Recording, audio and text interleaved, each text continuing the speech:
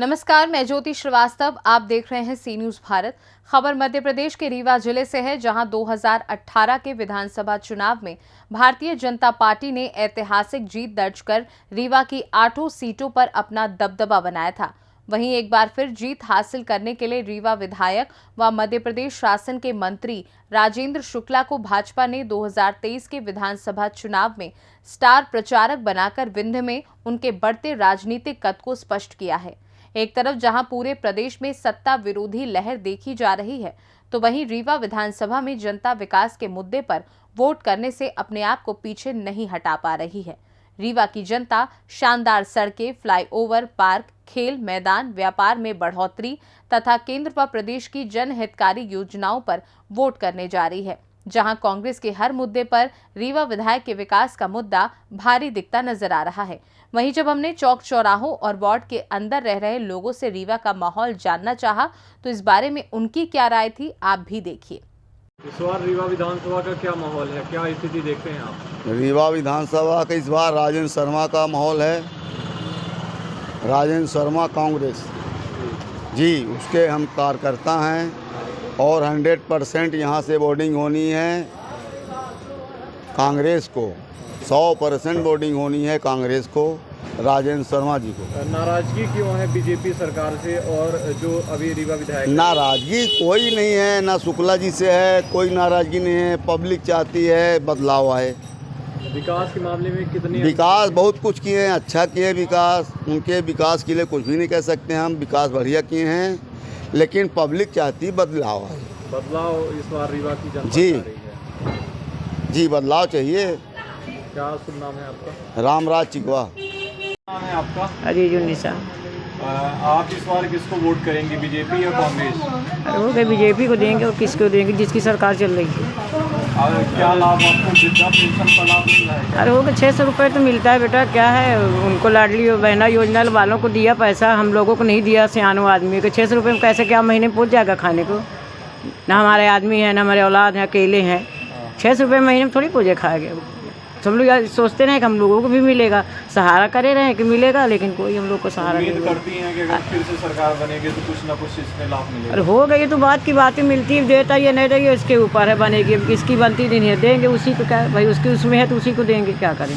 Ward की स्थिति में क्या बदलाव देखती हैं? ठीक है, चल रहा है। नहीं, और सब बढ़िया चल रहा है। हमारे 30 वार्ड में अच्छा काम चल रहा है और सब बढ़िया। और सब बढ़िया।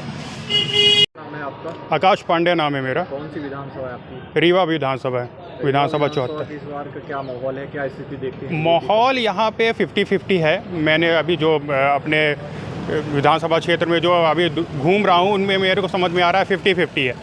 लेकिन शुक्ला जी का यहाँ पलड़ा भारी है और शुक्ला जी ने यहाँ पे काफ़ी विकास किया है और हर एक क्षेत्र में और बिना किसी को कुछ कहे हुए विकास किया है। इसलिए जितना शुक्ला जी को है, ऐसा ही मेरा मन कह रहा है। क्या मुद्दे इस बार बीजेपी लेके जनता के बीच जाएगी? जनता के बीच में बीजेपी जो है विकास के मुद्दे को लेकर आगे बढ़ रही है और रीवा के मुद्दे में तो मुझे लग रहा है एयरपोर्ट सबसे बड़ी यहाँ पे देन है जो शुक्ला जी यहाँ पे लेके आए हैं। एयरपोर्ट और इको पार्क, ये 2 मुद्दे हैं जो रीवा को बढ़ा रहे हैं। पर्यटन के क्षेत्र में भी रीवा आगे बढ़ने वाला है, इसमें कोई संशय नहीं। एक प्रमुख मुद्दा बीजेपी विधायक के खिलाफ गूंजता रहा है कि जो बेशकीमती ज़मीनें हैं जो सस्ते दामों पर बेचा गया है। ये मुद्दा कितना प्रासंगिक रहेगा? अब इसके बारे में मैं कुछ नहीं कह सकता हूँ। विपक्ष का काम है आरोप लगाना। वो अपना आरोप लगा रहे हैं, लेकिन आरोप सिद्ध नहीं हो पाए हैं। इस बार शुक्ला जी को जनता और क्या प्रमुख चीज़ें हैं जिसको लेकर वोट करेगी? देखिए, शुक्ला जी के अंदर क्या है, विकास की एक ललक, उनके अंदर विकास करने की एक इच्छा है। जैसे मेरा वार्ड क्रमांक 15 है, तो आपने जैसे वहाँ पे देखा ही होगा कि विकास के लिए जो मांगे मैंने 11 खंबे मैंने 5 खंबे मांगे थे, 11 खंबे उन्होंने दे दिए। मैंने नाला की मांग की थी, उन्होंने 1.5 करोड़ का नाला बना दिया। 26,26,000 रुपये की नाली बना दी। 18 स्ट्रीट लाइटें उस पर लगवा दी है जो जगमगा रही हैं। तो ये विकास आप इसको नहीं कहेंगे तो किसको कहेंगे? विकास तो हो रहा है। अब भाई शांतिपूर्वक आदमी चल रहा है, कोई दुकानदार को कोई परेशान नहीं कर रहा है, कोई व्यापार में कोई दिक्कत नहीं आ रही है। डेवलपमेंट तो इसी को कहते हैं। कांग्रेस के शासनकाल में तो मैंने देखा है, मैं बहुत छोटा हुआ करता था, 2003 में लाइट चली जाती थी, लाइट रात भर आती नहीं थी। वो दौर मैंने देखा हुआ है। गड्ढे थे, सड़कें थी ही नहीं। तो कांग्रेस किस मुद्दे को लेकर आगे बढ़ रही है? पूरे प्रदेश में एंटी इनकम्बेंसी भी देखी जा रही है, इसका कितना प्रभाव रहेगा? अब पूरे प्रदेश का मैं नहीं कह सकता हूँ, हर क्षेत्र के अलग अलग मुद्दे हो सकते हैं, हो सकता है 50-50 हो, लेकिन आखिरी में सरकार बीजेपी बनाने जा रही है, मुझे जो लग रहा है। क्या नाम है आपका? गुल मोहम्मद अंसारी। आपको कौन सा विधानसभा है ये विधानसभा रीवा 74 है। और रीवा विधानसभा में माहौल क्या है, कौन सी पार्टी जीतने जा रही है? रीवा विधानसभा में अभी समझ में तो नहीं आ रहा है कि कौन सी पार्टी जीत रही है, क्योंकि प्रत्याशी जो है तो दोनों समझ में नहीं आ रहे हैं। क्योंकि अपने जो पुराने प्रत्याशी हैं कांग्रेस ने उन्हीं को रिपीट किया, और बीजेपी के जो प्रत्याशी हैं वो विगत 4 पंचवर्षीय उनका हो गया। तो अभी अपन लोग के पास कोई तीसरे विकल्प की तलाश है, क्योंकि कांग्रेस और बीजेपी सब एक ही थैली की चट्टे बट्टे हैं।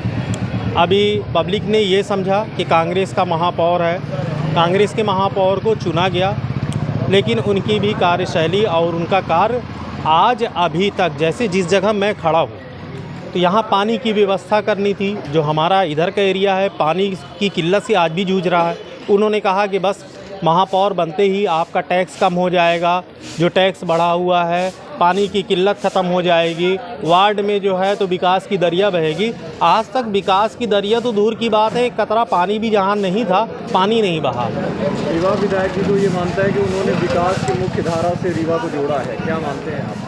नहीं, इसमें निसंदेह जो बात सत्य है उसको नकारा नहीं जा सकता है, क्योंकि माननीय विधायक ने आज विगत अपने यानी जो 4 कार्यकाल हो चुके हैं, उनके 4 पंचवर्षीय कार्यकाल कि उन्होंने, ये तो मैं कहूँगा कि रीवा शहर हमारा इतना विकसित हुआ है कि सतना हमारा पास का शहर 20 साल पीछे चला गया है। आज जो है तो फ्लाईओवर अपने रीवा में हो गया, आवास योजना हो गए, कई जो है तो मॉल हो गए, बड़ी बड़ी बिल्डिंगें हो गई, आज सड़कें व्यवस्थित है, तो इस बात से तो नकारा नहीं जा सकता। वार्ड में कितना परिवर्तन देखते हैं उनके कार्यकाल में? नहीं, अभी तो उनके कार्यकाल में मेरे वार्ड में कोई ख़ास परिवर्तन अभी नहीं आया है, क्योंकि मैंने जैसे कहा कि अभी नगर निगम के चुनाव हुए, लेकिन जिस तरह परिवर्तन हम चाहते थे कि हमारे वार्ड के विकास के लिए, जो भी आसपास के भी वार्ड हैं उनके विकास के लिए कोई कार्य ऐसा हो, तो वो कार्य ऐसा हुआ नहीं। क्योंकि अपन ये मान के चले थे कि अब जो है तो कांग्रेस का महापौर है, तो कांग्रेस के महापौर इस बात पे ध्यान देंगे, जो उन्होंने वादे किए थे वो सारे वादे शिथिल हो गए। क्या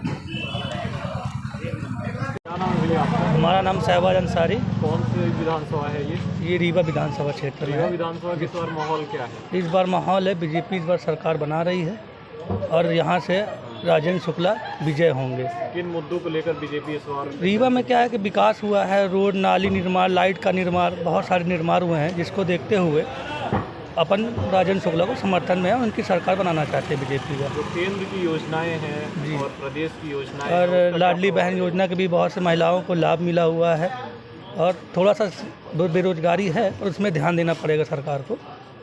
यानी युवाओं के रोजगार का भी एक हाँ, मुद्दा थोड़ा सा है। मुद्दा रहेगा थोड़ा सा, लेकिन इसमें ध्यान देना चाहिए सरकार को, अगर जो रोजगार है उसमें ध्यान दिया जाए, और मेडिकल लाइन में। मुख्य शहर से जो अंदर वार्डों की स्थिति में क्या बदलाव देखते हैं आप?